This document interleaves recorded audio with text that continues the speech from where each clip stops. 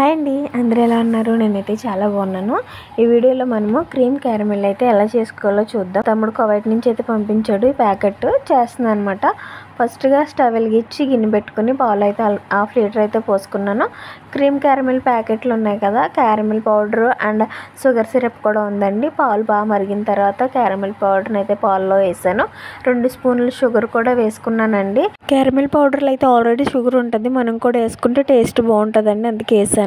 Sugar సిరప్ని అయితే వేరే గిన్నెలో అయితే వేసుకున్నాను. క్యారమెల్ని అయితే బాగా మిక్స్ చేస్తున్నానండి. మనకైతే దగ్గర పడాలి కదా. దగ్గర పడిన తర్వాత తీసుకుని ఆ బౌల్లో అయితే వేసుకున్నాను. నైట్ అంతా ఫ్రిడ్జ్లో పెట్టి మార్నింగ్ అయితే తీసానండి. చూడండి చక్కగా కేక్ లాగా జున్నులాగా ఎంత బాగా వచ్చిందో. ఇదైతే టేస్ట్ అయితే వేరే లెవెల్లో ఉందండి. నేనైతే ఫస్ట్ టైం చేశాను క్రీమ్ క్యారమెల్. కాకపోతే చాలా బాగుంది. మా పిల్లలకైతే బాగా నచ్చింది. వాళ్ళు కూడా బాగా ఎంజాయ్ చేశారు. అమ్మ చాలా బాగుందమ్మా అనేసి అన్నారు. నా ఇరా కూడా చాలా ఇష్టంగా తిన్నది.